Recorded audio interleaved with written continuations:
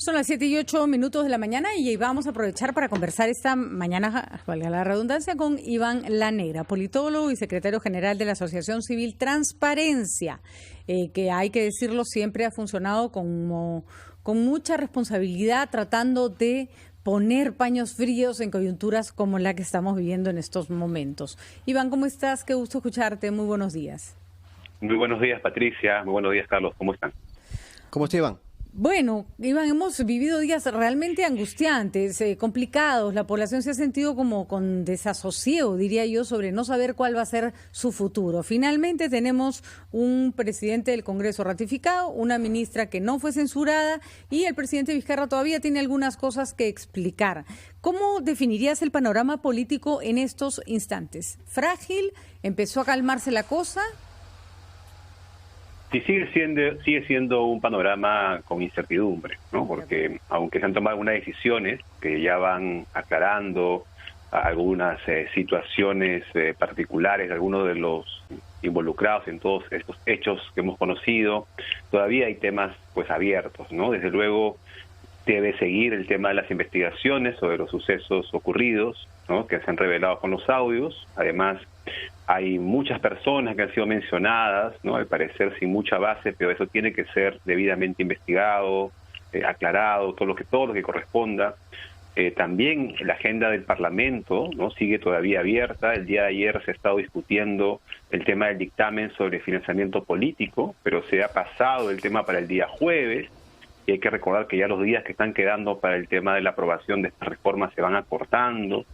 Entonces todavía hay mucha incertidumbre, ¿no? Y tenemos, como digo, pues una expectativa grande de que los temas de fondo vinculados con la pandemia sean finalmente el centro, ¿no? De la discusión política y no las cuestiones que nos han distraído en esta última semana.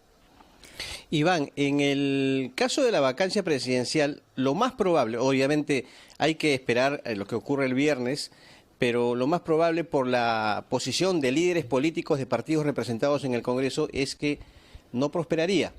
Ahora, ¿cómo se puede configurar la relación entre Ejecutivo y Legislativo de aquí a fin del gobierno? Y básicamente entramos ya de lleno a una campaña electoral.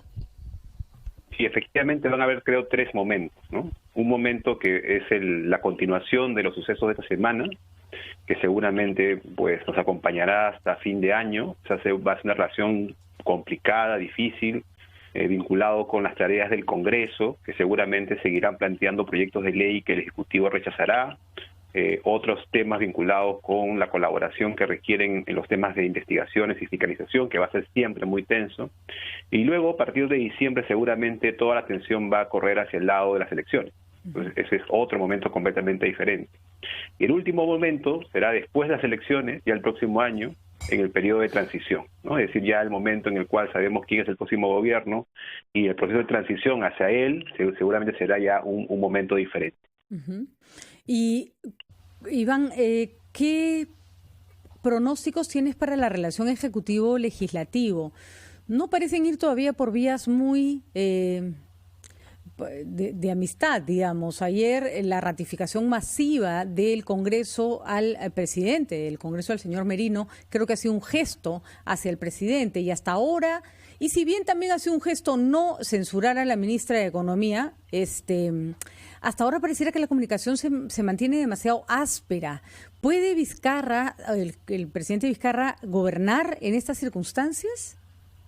O sea, gobernar es posible, pero bajo condiciones muy difíciles, ¿no? Es decir, esa relación de tensión no ayuda en nada. Nosotros en Transparencia hemos continuamente invocado a una relación de colaboración, pero hay que reconocer que en esos momentos esa colaboración se vuelve difícil, ¿no? Y además están también sobre la mesa algunas decisiones pues muy delicadas, ¿no? Por ejemplo, también está en discusión el tema de la elección de los miembros del Tribunal Constitucional, un tema que tiene en su agenda el Congreso. Y claro, estamos viendo también una relación de tensión con el propio tribunal, con los miembros actuales, ¿no? Entonces, es un escenario lamentablemente todavía muy, muy difícil de manejar para todas las autoridades, no solamente para el Congreso y para el Ejecutivo. Uh-huh. Iván, En esta etapa, en estos días, hemos visto errores en ambos poderes, ejecutivo y legislativo. Sin embargo, no se han asumido, al parecer, responsabilidades. No sé cómo evalúa usted el tenor de las disculpas, tanto del presidente de la República como del presidente del Congreso. Aquí hay, me parece, una situación tal de que, bueno, pido disculpas, pero no fue mi culpa, ¿entiende? O sea, la culpa ha sido de otros. En ese sentido, ¿cómo configuramos esta situación? ¿Cuál es su análisis respecto a esta posición de asumir responsabilidades de ambos actores en esta disputa de poderes? Sí, en ambos casos está bien, ¿no?, que haya un pedido de disculpas inicial, pero es cierto lo que señala Carlos, ¿no? Es decir, necesitamos, más allá de esas disculpas iniciales, pues mucha precisión, mucha aclaración sobre cuáles han sido realmente, pues, las situaciones que nos han llevado a esto que hemos vivido la semana pasada, ¿no? Y eso corresponde, como bien señalas, tanto al gobierno como al Congreso. Creo que, por ejemplo, en el caso del gobierno es evidente que ha habido, ¿no?, un reconocimiento de situaciones que han llevado a la salida de la Secretaría General del Palacio de Gobierno. Y en el caso del Congreso está también los cuestionamientos que hay respecto a Edgar Alarcón, ¿no?, que es presidente de la Comisión de Fiscalización, y que también hay cuestionamientos muy serios sobre su, pues, desempeño en toda esta coyuntura. Entonces, efectivamente, en ambos casos las disculpas son un punto inicial, pero se requiere mucha más precisión. Sí, porque el presidente de la República ha pedido disculpas por haber estado rodeado de un entorno que lo ha traicionado y todavía no se han dado explicaciones de cosas que se tienen que dar explicaciones. Y el señor Merino ha dado disculpas por haber llamado a las Fuerzas Armadas, pero tampoco sabemos muy bien para qué llamaban y qué había detrás de todo eso. Esos serán temas que tienen que esclarecerse, Iván. Sí, sin ninguna duda, ¿no? Nosotros no hemos hecho ningún juicio, ni hemos adelantado ningún tipo de opinión como transparencia respecto a qué tipo de falta o sanción eventualmente podría aplicarse a estas situaciones, pero es evidente que se requieren ser situaciones que tienen que ser aclaradas además por un respeto a la ciudadanía, ¿no? Que yo creo que es al quienes se deben todos los representantes en el Estado, ¿no?, tanto del gobierno como del legislativo. Iván, quería insistir en algo que usted ha mencionado hace unos minutos, el tema del dictamen sobre financiamiento de partidos políticos. Efectivamente se postergó la resolución del debate y la votación para el jueves. Han habido pedidos de 4 bancadas, creo. ¿Ve usted alguna intención de no querer aprobar este dictamen de parte de cierto sector del Congreso?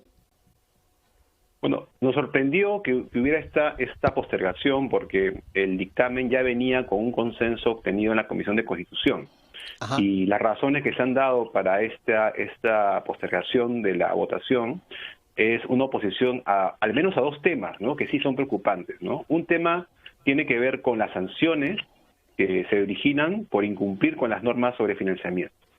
Y estas sanciones pueden llevar en la propuesta a la suspensión o inclusive a la cancelación del registro del partido político. Y esa es una sanción que tiene que ser explicada por qué debe colocarse, ¿no? Porque es la única manera de obligar a los partidos a tomar muy en serio el tema del financiamiento político y su regulación. Hay que recordar lo que ocurrió en la coyuntura, bueno, ya parece hace mucho tiempo, ¿no? Pero recordarán ustedes también la coyuntura que se generó cuando se empezó a conocer cómo se financiaba de una manera, pues, irregular a los partidos, ¿no? Y todo lo que eso implicó para descrédito de los propios partidos políticos y para problemas que generó la democracia peruana, ¿no? Por los problemas que generó la democracia peruana. Y además, la segunda razón por la cual habría esta postergación es porque al parecer habría una oposición a que la OMPE pueda hacer una fiscalización muy cercana al manejo de las cuentas partidarias. Y eso me parece un principio de transparencia esencial, ¿no? Como se dijo en el debate, eso además tiene un sentido en la medida que parte de los fondos que reciben los partidos son fondos públicos. Y por lo tanto, sí es indispensable que haya una fiscalización muy clara respecto del uso de estos recursos. Le preguntaba eso, Iván, porque no sé si puede ser tomado esto como una maniobra, la postergación. Hoy es 16 de septiembre y quedan 12 días, si no me equivoco, para aprobar las reformas. Y la próxima semana es semana de representación. Sí, en la práctica quedan solamente esta semana, ¿no? Y por lo tanto es indispensable que el día jueves se cierre este tema y creo debería respetarse los acuerdos y consensos que se obtuvieron en la Comisión de Constitución. Además hay que recordar que ya no hay tiempo para una observación del Poder Ejecutivo. Es decir, si el Poder Ejecutivo quisiera eventualmente rechazar alguna de las propuestas del Congreso, ya los tiempos son demasiado cortos y no alcanzaría, ¿no?, el tiempo para que se pueda discutir esas observaciones con la posibilidad de que los cambios que se aprueben puedan ser aplicables en las elecciones del 2021, porque el plazo para hacer los cambios desde el 28 de septiembre. Muy bien, muchísimas gracias, Iván. Que se apruebe esta legislación es indispensable, que se aprobó por lo menos lo de no se puede postular cuando hay sentencia en primera instancia, pero falta todavía. Y falta el voto preferencial también. Así es, hay varios pendientes ahí que por lo menos se tienen que poner en discusión. Si después quieren no votar en favor de ellos, que den la cara, pero no los pueden dejar pasar. Muchísimas gracias, Iván La Negra, politólogo y secretario general de la Asociación Civil Transparencia. Pausa.